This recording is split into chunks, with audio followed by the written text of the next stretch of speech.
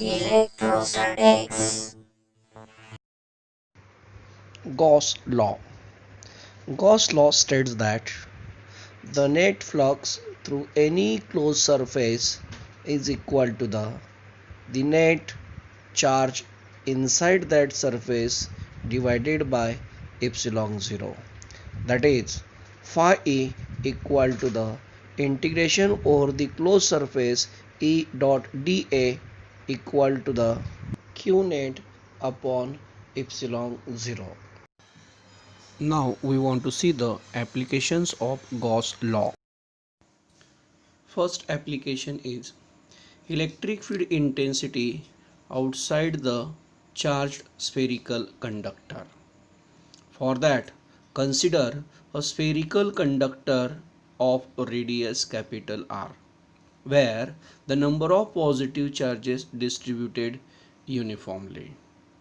Due to the uniform shape, the charge distribution is uniform, and uniform charge distribution produce the uniform electric field at a same distance. So let consider point P where we want to find out the value of electric field intensity. The distance of point P from the center of conductor is small r. So draw the sphere of radius small r. So that sphere is nothing but the Gaussian sphere. Gaussian sphere is nothing but the imaginary sphere. Around the point P, we want to consider the small area ds, where we want to find out the first of you value of electrical flux. Here the point P is outside the conducting sphere, so that's why in that area the direction of electric field intensity is outward, but the direction of area vector ds is also in outward direction, so that's why angle between these two is 0. The charge density on conductor is sigma equal to the charge upon area.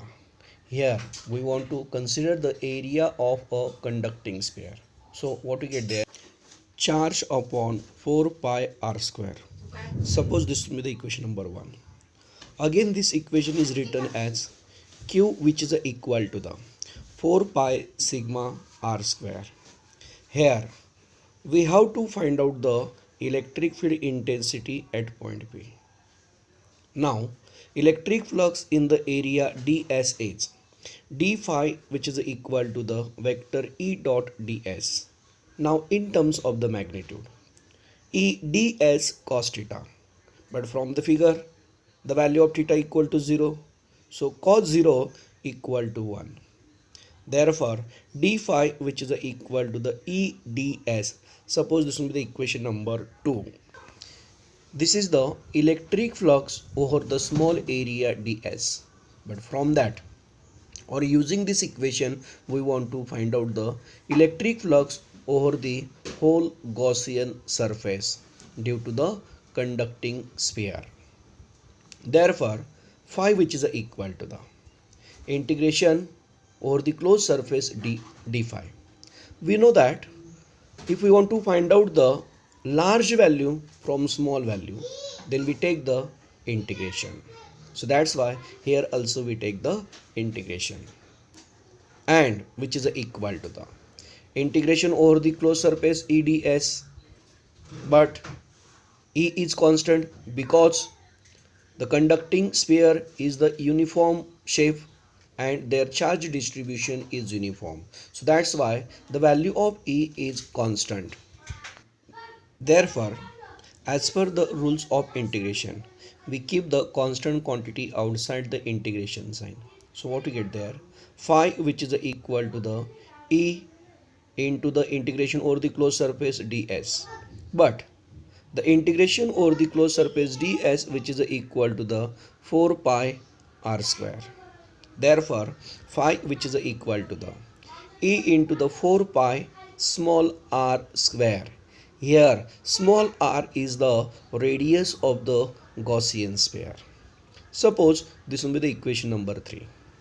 Now, as per the Gauss law, phi equal to the charge upon epsilon. Suppose this will be the equation number 4.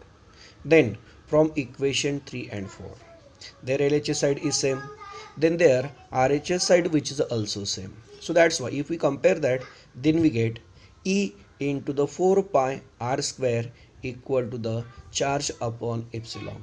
Now rearranging these terms in terms of the electric field intensity. So E which is equal to the 1 upon 4 pi epsilon charge upon r square. Suppose this will be the equation number 5. This equation represents the electric field intensity outside the charge conducting sphere. So this will be the first form of the electric field. Now we want to substitute the value of charge. So for that we know the equation 1. Q which is equal to the 4 pi sigma r square. Now substitute this equation. So finally we get there E which is equal to the 1 upon 4 pi epsilon into the 4 pi sigma into the capital R square upon small r square. Here the value 4 pi get cancelled. So we get sigma upon epsilon into the capital R square upon small r square. Here capital R is the radius of the conducting sphere and small r is the radius of the Gaussian sphere. Again this will be the one of the form of the electric field in terms of the charge density. Suppose this will be the equation number 6.